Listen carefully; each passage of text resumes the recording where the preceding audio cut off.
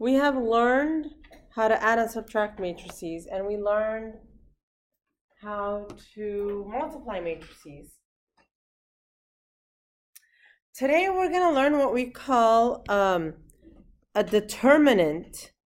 A determinant is basically a number, right? So it's not a matrix, it's a number. And it's unique to a matrix, and basically the determinant, it's like it explains sort of the characteristics of a matrix. Now, the process in which we're going to find the determinant of a 2 by 2 matrix and a 3 by 3 matrix is different. We're just going to do 2 by 2 matrices now, today, and then we'll move on, we'll graduate to 3 by 3s, okay? So here's how you find the determinant of a 2 by 2 matrix, okay? This is the matrix, right? So what you do is you take that first diagonal, all right, and that's A and D, and you multiply them. A times D. Then you do minus, or always minus, and you take that other diagonal and you do B times C. Okay, that's the determinant of a 2 by 2 matrix. Now, what's the symbol for determinant? There are 3 ways you could say determinant. One is just DET parentheses of the matrix A, all right? One is A in absolute value bars, but in the world of matrices, it doesn't mean absolute values, it means determinant. 3 is you can take the entire matrix and put it in absolute value bars instead of the brackets, right? So these are 3 ways that mean determinant. All right, so let's find the determinant of each of these matrices. So here, if that's matrix A, then the determinant of A is this diagonal, so that's -5, -8, minus the other diagonal, 4 times 10. Okay? And that's going to be 40 minus 40, so the determinant is 0. And you'll see later that that means something. Okay? All right, determinant here is -2 times 6 minus -4 times 4. So that's -12 plus 16. So determinant 4. Yeah? Would it be -16 plus 12? -16 plus 12. Can you show me how?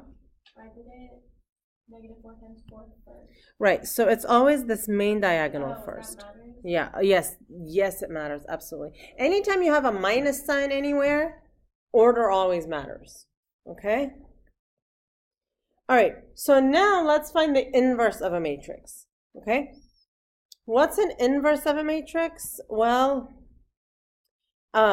basically, all right, so if you have 3x is equal to 6, right? How do you solve for this? How do you solve for x? You divide by 3, right? What's another word for dividing by 3? Multiplying by what? Multiplying by 1 over 3, right? All right, so here you have 3, and we converted that to 1 over 3. You know what 1 over 3 is called? Not just the reciprocal, it's also called the multiplicative inverse. Because you can either divide by 3 or multiply by 1 over 3. With matrices, we can't divide them. So we have to multiply by the inverse. That's why we have to find the inverse first. So let's find the inverse. Okay, step 1, we find the determinant. We totally know how to do that now. Okay. Step 2, interchange the positions of A and D. So you see A and D here. Whoops. You see A and D here. They just switch seats. So look at what happens to A and D. Okay, they just switch seats. And then change the signs of B and C. So look, B and C become like you just change the signs. And then multiply the new matrix by 1 over determinant of A. All right, again, words. Let's just do one. Okay? If the determinant of a matrix is 0, it has no inverse. Okay, so here let's just do one of these. Ooh. So what was the first step? Finding the determinant. Whoa. Determinant of A is -5 times -8 minus 4 times 10. 40 minus 40, that's 0.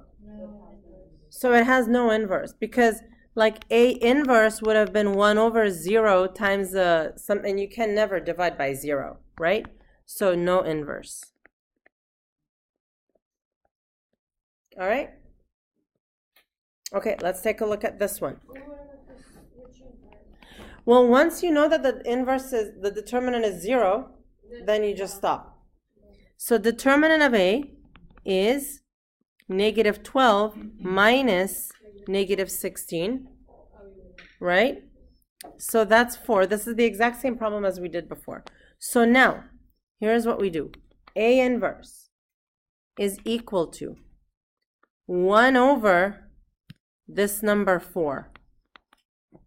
Okay? Now, here, these will switch places. So 6 and -2.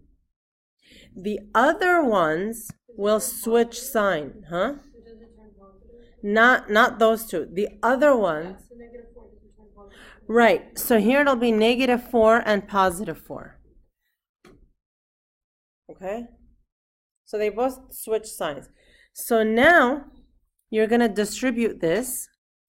So A inverse is going to be 6 over 4, -4 over 4, 4 over 4, -2 over 4, and boy, we can't leave them like that. So A inverse is 3 over 2, -1, 1, -1/2. Right? And there you have it. Okay? Questions? All right. Let's do this next one. So first we find determinant. That's 8 minus -12, 20. Okay? So A inverse will be 1 over 20. Main diagonal switches, right, to 4 and 2. The other one, we just switch signs. Right, +3 and -4. Distribute. 4 over 20, 3 over 20. -4 over 20, 2 over 20. And we leave them in fractions even when we simplify. So that's 1 over 5, 3 over 20, -1 over 5, 1 over 10. That's the inverse. Okay. Now, remember when I said if you have a number 3, what was its multiplicative inverse? 1 over 3. What happens if you multiply those two? You get a 1. Well, what if that was lucky? What if you get another number, like -5? What's the multiplicative inverse? 1 over -5. What do you get when you multiply them? 1. Oh my gosh. So if you multiply a number with its multiplicative inverse, number times inverse, you get a 1. So we just found the inverse of a matrix. So if I were to multiply matrix A times the inverse matrix, do I get a 1? Well, but a 1 is a number and a matrix is a number. Well, what's 1 for a matrix? What's the matrix version of a 1? The identity matrix. Remember way back when we learned about an identity matrix? What did we say an identity matrix was? When the opposite. When the diagonal is all ones, the main diagonal is all ones, and everything else is zeros. So then, theoretically, if I multiply a matrix by its inverse, I should get the identity matrix. Okay? Okay. So, recall. Do you guys recall? You remember now? The 2 by 2 identity matrix is this. So then we just said if two matrices are inverses, then if you multiply A times B, you get an I. That's identity matrix. So that's if you multiply A times B. Okay? What if you multiply B times A? Are you supposed to get the same answer? We never did before, did we? Okay, except if they're inverses. The only case where you multiply and then the reverse also gives you the same answer is if they're inverses. So if they're inverses, AB gives you the identity matrix and BA gives you the identity matrix. Okay? Okay. So now, determine whether A and B are inverses. And so here, what I want to do is we want to verify. And we verify using the property above. Whoa. So we're going to multiply A times B.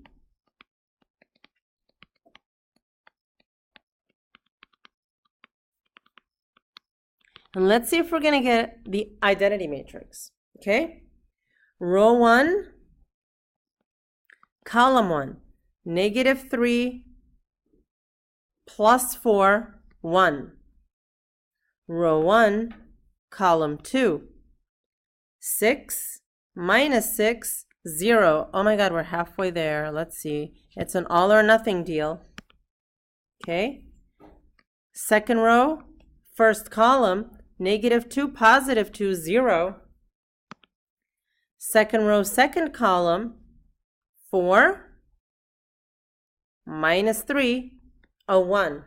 Oh my God, that's the identity matrix. Yeah. Why 4? For the last one? Okay, so here. Oh, are you just? Oh, okay. So you are still doing that step. Okay, now what don't you guys do? So this was AB. So let's do BA. 1, -2, 2, -3, -3, 2, -2, 1. Let's go ahead and do BA, and let's see if we get the same identity matrix for that one. Boy, I love matrices.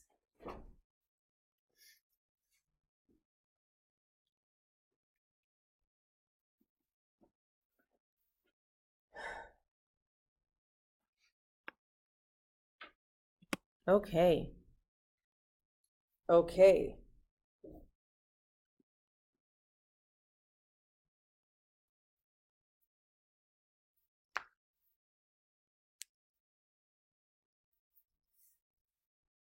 So once you get 6 plus 2,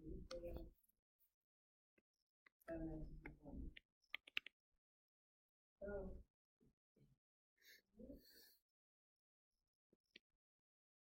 Is it working?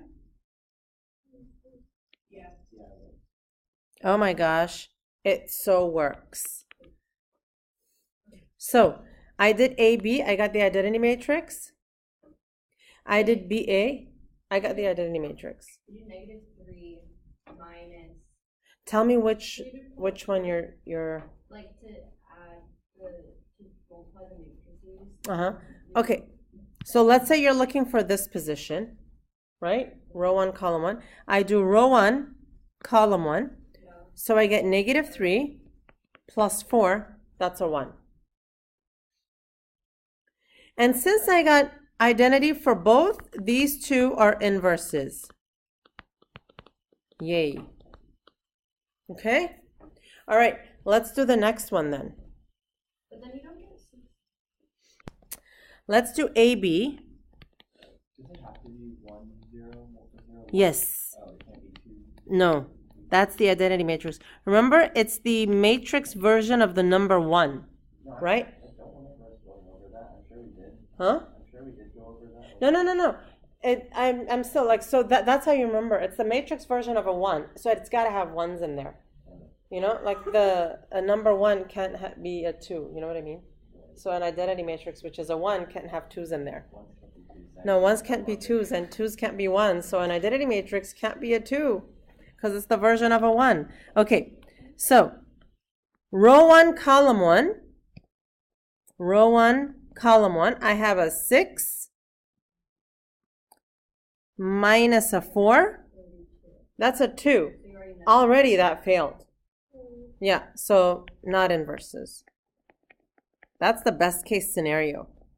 So I guess we can't go that slowly on that one. Okay? All right, let's take a look at the next one. AB. Negative 4, 3.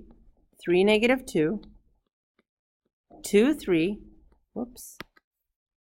3, 4. I don't know about this one. All right, row 1, column 1. Row 1, column 1. Negative 8 plus 6. What do you think? No. No. Wait, no. No, it's 9. That's 9. Oh my gosh, it's 9. So that totally will work. Oh my. Oh me, oh my. Okay. So now, row 1, column 2 is negative 12, positive 12. Okay, that's good stuff. Row 2, column 1. 3 times 2 is 6. Negative 2, negative 3 is negative 6. Fabulous. Row 1, column 2, I get a 9 and a negative 8. Woohoo! That's 1, 0, 0, 1. We're halfway there. Okay, so let's do BA. You always have to do the Yes. Yeah. Not necessarily. There could be some rebel ones out there. I mean, you know, thankfully it's super fun, so here we go. Row 1, column 1, negative 8, positive 9. So far so good. Row 1, column 2. 2 times 3, 6. 3 times negative 2, negative 6. Fabulous. Row 2, column 1. We got a negative 12. Oh, and a positive 12. Oh boy. Can't be legal to have this much fun. And the last one, we get 9 and negative 8. Yay! Yay! Right? 1, 0, 0, 1. And it's like totally free. Okay? So yes, these are inverses. Okay? So I think what I'll do is, we will stop here. I'll let you digest this first. Next class, we'll do the 3x3s, and you can already tell that's getting super fun. I'll leave that. I'll let you guys, you know, anticipate that one. I won't ruin it for you just yet.